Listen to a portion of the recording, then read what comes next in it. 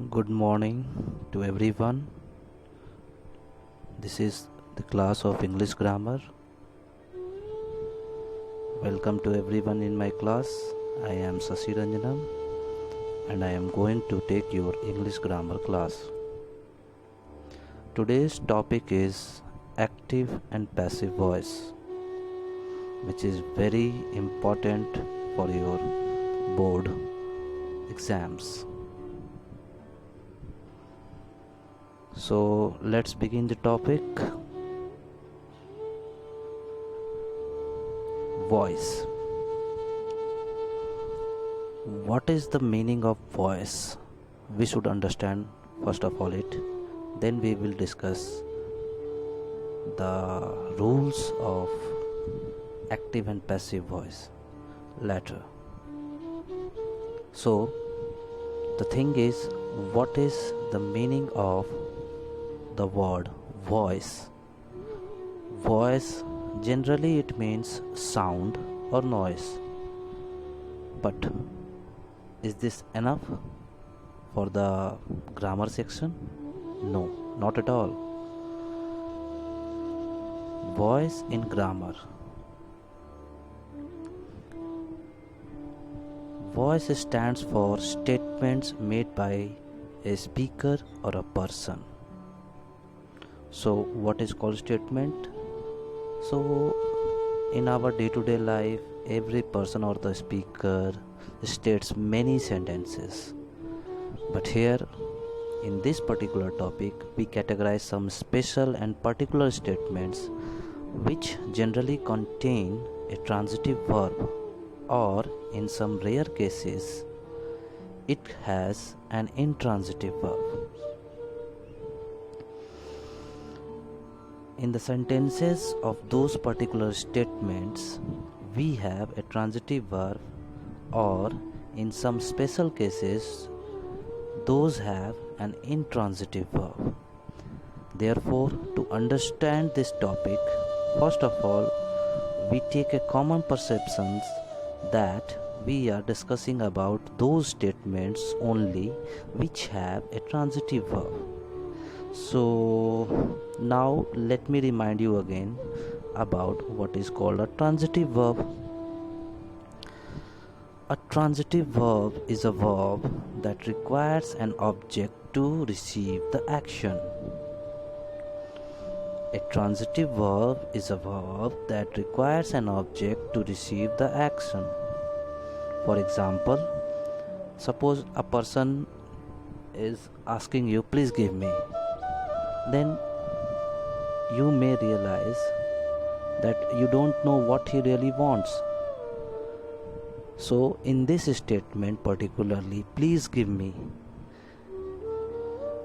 the answer of what you have to going to give that person is not answered actually. Okay, so commonly people ask what. So in any statement or in any sentence, if is there any verb, like in the present example, please give me, the answer of what is not given. Alright, so then if that person is going to ask you, please give me a glass of water, then you really know what that person wants, and the answer of what is given in that statement. So in the second statement, give become a transitive verb. Students, I want to tell you that it is a short trick to identify the transitive verb in our sentences. Okay, it's just a short trick. If we are going through the definition, then it is called that a transitive verb is a verb that requires an object to receive the action, and in the given example the action is asking for to give, and it is receiving by an object, that is a glass of water. Therefore here give becomes a transitive verb. Okay, so this is reminding definition for you to recognize the transitive verb. Also, I had given you a short trick to identify transitive verb in the sentences, and that is you have to ask question what about the verb.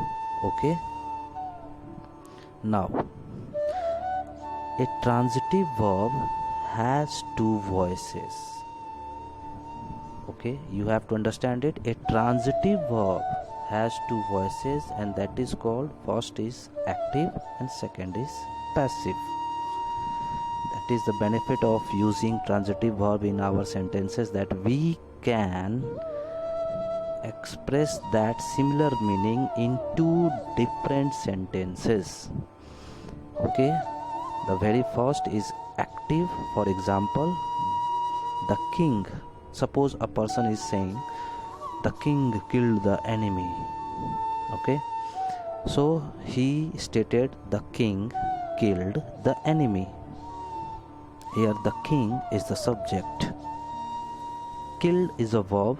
For now, if suppose that person is only saying to you the king killed, then the listener would ask, killed what? Then that person again said that statement, that is the king killed the enemy. Now the answer of what is given. Okay, that's why here the verb is transitive, because the answer of what about the verb is given at the place of object. Okay, you can see through the example. Here I have mentioned the king as subject, killed as transitive verb, and the enemy as object. So answer of what about that verb is given. Now just change it into passive.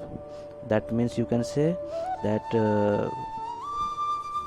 in that statement you can express it in a passive form also. So that similar statement becomes passive when we write or when we say that the enemy was killed by the king. Look, in this example, the king killed the enemy is very much understood to you, and the similar meaning is now expressed in a different sentence, and that is in a passive form. And here the enemy becomes the subject. The enemy was killed by the king.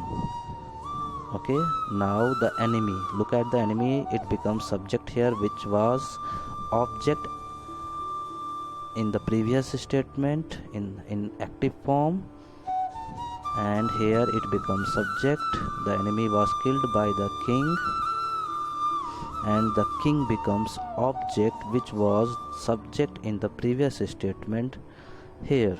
Okay, so it is very much clear to you. Now you can understand how active voice and passive voice forms. Okay, now just define it now. So active voice, what can be called an active voice? A verb is said to be in the active voice when the person or thing denoted by the subject acts. Acts means here the subject is the doer of the action or is active. Okay, so as for example, here the another example is given. The hunter shot the animal. The hunter shot the animal. Here the hunter is subject, shot is a verb, the animal is an object. So just take subject and verb, the hunter shot. The listener might ask what, shot what? So the answer of what is given here as at the place of object, and that is the animal. The doer of the action is at the place of subject. Who is shooting that animal? The hunter. And hunter is at the place of subject here. Okay, Therefore, the hunter shot the animal. This statement becomes an active voice because the doer of the action is at the place of subject. Understood, everyone? Now we move forward to understand the definition of passive. Passive voice. A verb is said to be in the passive voice when the person or thing denoted by the subject does not act but suffers the action done by something or by someone.